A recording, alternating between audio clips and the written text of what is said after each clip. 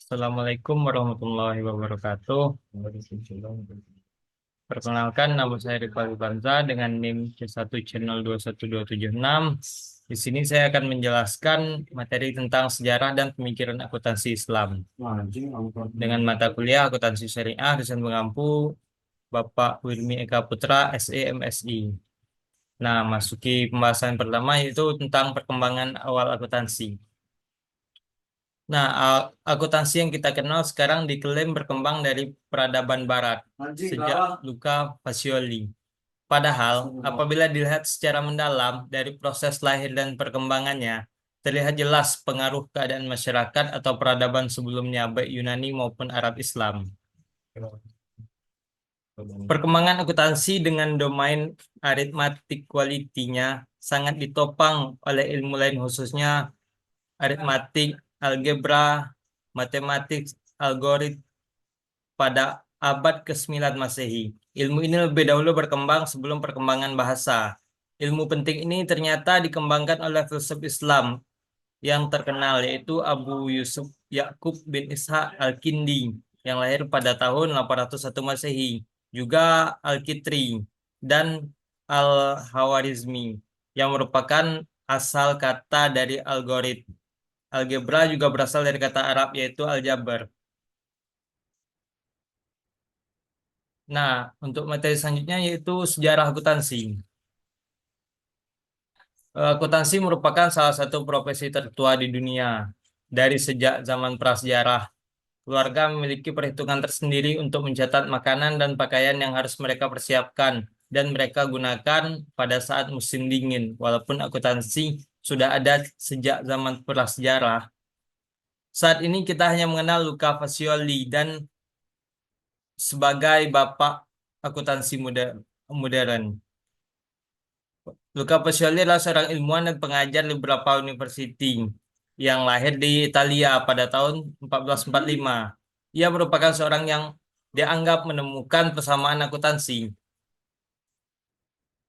untuk pertama kalinya pada tahun 1494 dengan bukunya yaitu Summa de Arithmetica Geometrica et Proportionalita. Dalam buku tersebut, beliau menerangkan mengenai double entry bookkeeping sebagai dasar perhitungan akuntansi modern. Bahkan juga hampir seluruh kegiatan rutin akuntansi yang kita kenal saat ini seperti penggunaan jurnal, buku besar, dan memorandum. Sebenarnya Luca Pacioli bukanlah orang yang menemukan double entry bookkeeping system, mengingat sistem tersebut telah dilakukan sejak adanya perdagangan terbuka, jalur perdagangan antara Timur Tengah dan kawasan Mediterania. Bahkan pada tahun 1340, bendahara kota Masri telah melakukan pencatatan dalam bentuk double entry.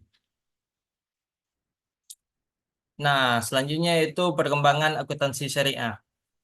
Di sini terdapat dua zaman. Yang pertama itu zaman perkembangan Islam dan yang kedua itu zaman sahabat Nabi, Khulafaur Rasyidin. Untuk yang pertama yaitu perkembangan awal Islam. Pendeklarasian negara Islam di Madinah pada tahun 1622 Masehi atau bertepatan dengan tahun 1 Hijriah didasari oleh konsep bahwa seluruh Muslim adalah bersaudara tanpa memandang ras, warna kulit, dan golongan, sehingga seluruh kegiatan kenegaraan dilaksanakan secara bersama dan gotong royong di kalangan para Muslim. Hal ini dimungkinkan karena yang baru saja berdiri tersebut hampir tidak memiliki masukan atau pengeluaran. Nabi Muhammad SAW bertindak sebagai seorang kepala negara yang juga merangkap sebagai Ketua Mahkamah Agung dan Panglima Perang tertinggi juga menanggung jawab administrasi negara. Telah menjadi tradisi bahwa bangsa Arab melakukan dua kali perjalanan khalifah perdagangan, yaitu musim dingin dengan tujuan perdagangan ke Yaman dan musim panas dengan tujuan ke Syam.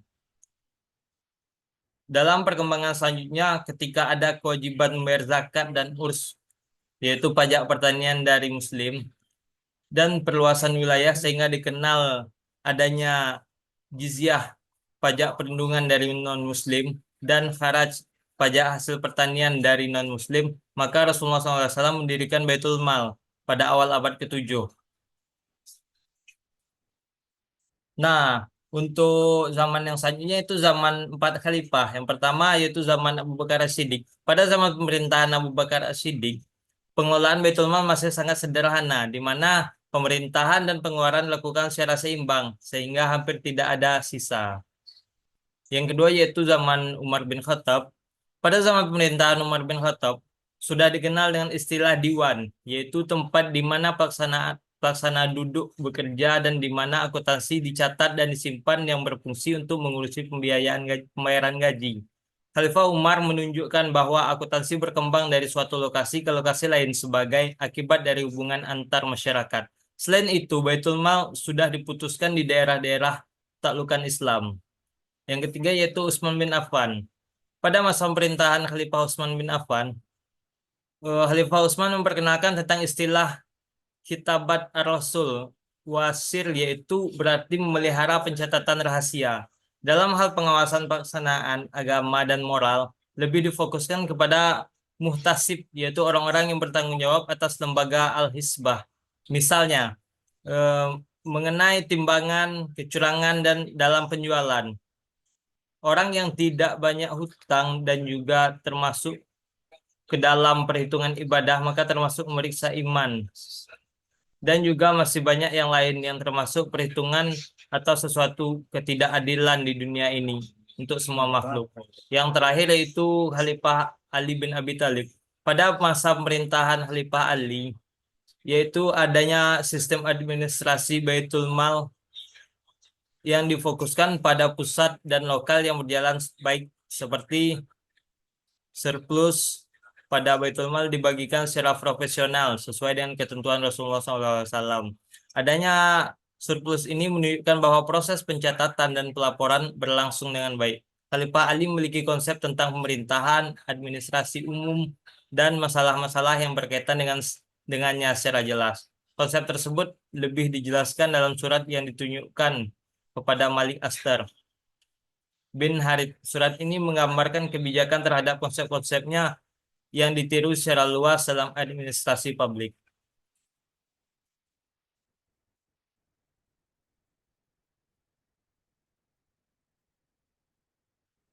Nah, untuk materi selanjutnya yaitu sekilas prosedur dan istilah yang digunakan. Yang ada 4 istilah yang digunakan. Yang pertama yaitu dari uraian di atas. Nah, yang pertama yaitu dari uraian di atas, diketahui bahwa pelaksanaan akuntansi pada negara Islam terjadi terutama adanya dorongan kewajiban zakat yang harus dikelola dengan baik melalui Baitul Mal. Dokumentasi yang pertama dilakukan oleh Al-Mazanderani pada tahun 1363 Masehi mengenai praktik akuntansi pemerintahan yang dilakukan selama dinasti Khan II pada buku Risalah Falakiyah Kitabus Syiakat. Namun, dokumentasi yang baik mengenai sistem akuntansi dalam Islam tersebut pertama kali dilakukan oleh Al-Khawarizmi pada tahun 1976 Masehi. Yang kedua, yaitu ada 7 hal khusus dalam sistem akuntansi yang dijalankan oleh negara Islam, sebagaimana dijelaskan oleh Al-Khawarizmi dalam kitab Al-Mazandari Zaid 1999, yaitu yang pertama, sistem akuntansi untuk kebutuhan hidup. Sistem ini di bawah koordinasi seorang manajer. Yang kedua yaitu sistem akuntansi untuk sistem konstruksi. Yang ketiga, sistem akuntansi untuk pertanian, merupakan sistem yang berbasis non-moneter. Yang keempat yaitu sistem akuntansi gudang, merupakan sistem untuk mencatat pembelian barang negara. Yang kelima yaitu sistem akuntansi mata uang. Sistem ini telah dilakukan oleh negara Islam sebelum abad ke-14 Masehi. Yang keenam yaitu sistem akuntansi peternakan, merupakan sistem untuk pencatatan seluruh binatang ternak. Yang ketujuh yaitu yang terakhir, yaitu sistem akuntansi perbendaharaan, merupakan sistem akuntansi untuk mencatat penerimaan dan pengeluaran harian negara, baik nilai ataupun barang. Untuk prosedur yang ketiga yaitu di sini ada beberapa prosedur. Yang pertama yaitu transaksi harus dicatat setelah terjadi. Yang kedua, transaksi harus dikelompokkan berdasarkan jenisnya. Yang ketiga, penerimaan akan dicatat di sisi sebelah kanan dan pengeluaran akan dicatat di sisi sebelah kiri. Yang keempat, pembayaran harus dicatat dan diberikan penjelasan yang memadai di sisi kiri halaman. Yang kelima, pencatatan transaksi harus dilakukan dan dijelaskan secara hati-hati. Yang keenam, tidak diberikan jarak penulisan di sisi sebelah kiri dan harus diberikan garis penutup menulis penutup. Yang ketujuh yaitu koreksi atas transaksi yang telah dicatat tidak boleh dengan cara menghapus atau menulis ulang. Selanjutnya yaitu jika akun telah ditutup, maka kanan diberi tanda tentang hal tersebut.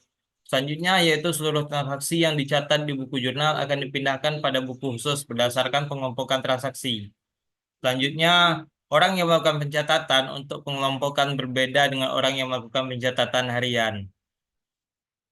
Selanjutnya, saldo diperoleh dari selisih dan laporan harus disusun setiap bulan dan setiap tahun. Dan yang selanjutnya, pada setiap akhir tahun, laporan yang disampaikan oleh Al-Khatib harus menjelaskan seluruh informasi secara detail, barang dan dana yang berada di bawah wewenangnya.